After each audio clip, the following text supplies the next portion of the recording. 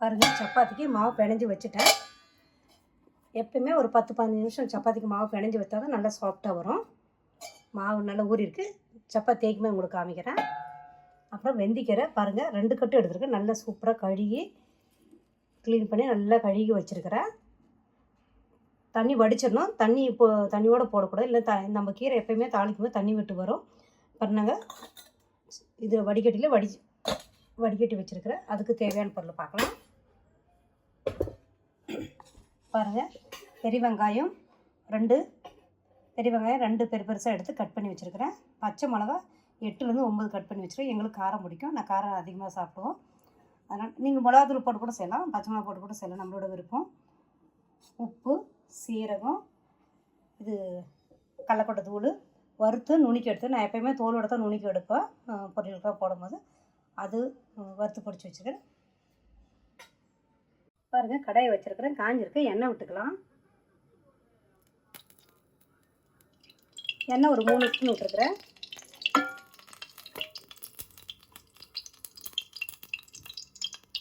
எண்ணெய் காஞ்சிருச்சு. சீரகம் சேர்த்துக்கலாம்.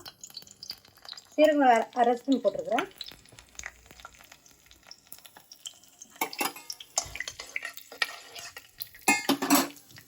சீரகம் நல்லா பொரிஞ்சிருச்சு. வெங்காயம், பச்சை மிளகாய் சேர்த்துக்கலாம்.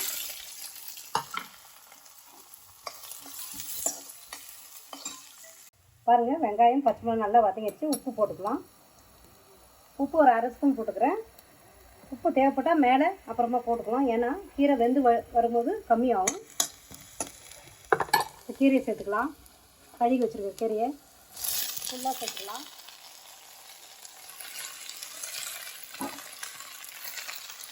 பண்ணிக்கலாம்.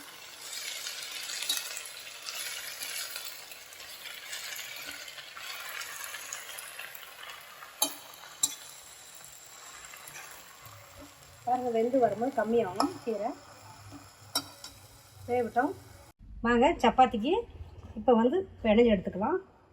பாருங்கள், சூப்பராக மாவு ஊறி இருக்குது.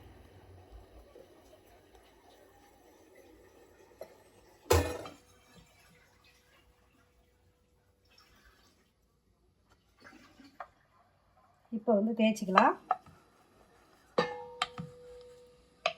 உள்ள நான் எண்ணெய் வச்சுக்கிறேன். இப்படி தடவிட்டு இப்படி ஃபோல்டு பண்ணிக்கோங்க. அப்போ சப்பாத்தி நல்லா சாஃப்டாக வரும். ஃபுல்லாக ரோல் பண்ணிவிட்டு உங்களுக்கு காமிக்கிறேன். பாருங்கள், தவை வச்சுருக்கிறேன், நல்லா சூடாகிடுச்சு. இப்போ வந்து சப்பாத்தி போட்டுக்கலாம்.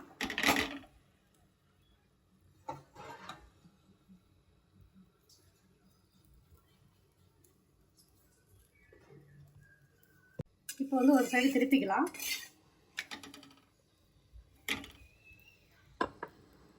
இப்போ வந்து எண்ணெய் தடவிக்கலாம்.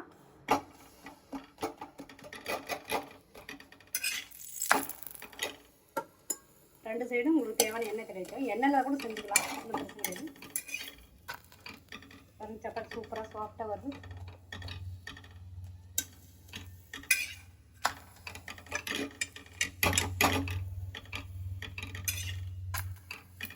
சப்பாத்தி இப்போ வந்துருச்சு, இது எடுத்துடலாம். எல்லாம் சுட்டுட்டு உங்களுக்கு காமிக்கிறேன்.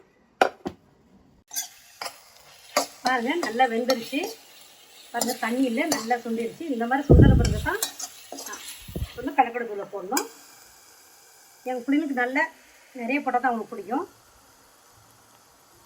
கேஸ் ஆஃப் பண்ணிடலாம். இந்த சூட்லேயே வெந்துடும். நல்லா மிக்ஸ் பண்ணிக்கலாம். பாருங்கள், சூப்பராக சப்பாத்தி வெந்திக்கீரை பொரியல் ரெடி ஆயிடுச்சு. நீங்களும் உங்கள் வீட்டில் செஞ்சு பாருங்கள். இது வந்து உடம்புக்கு ரொம்ப ரொம்ப நல்லது. இதில் வந்து நம்ம பாசிப்பருப்பு, கடலைப்பருப்பு, அப்புறம் உருளைக்கிழங்கு, தக்காளி எல்லாமே போட்டு கூட செய்யலாம். அப்புறம் டிஃப்ரெண்ட்டாக செய்யலாம். ஒரு வீடியோவில் நான் உங்களுக்கு காமிக்கிறேன். இந்த வீடியோ உங்களுக்கு பிடிச்சிருந்தா லைக் பண்ணுங்கள், ஷேர் பண்ணுங்கள், கமெண்ட் பண்ணுங்கள், சப்ஸ்கிரைப் பண்ணுங்கள். திருப்பி வேறு ஒரு வீடியோவில் பார்க்கலாம். பாய்.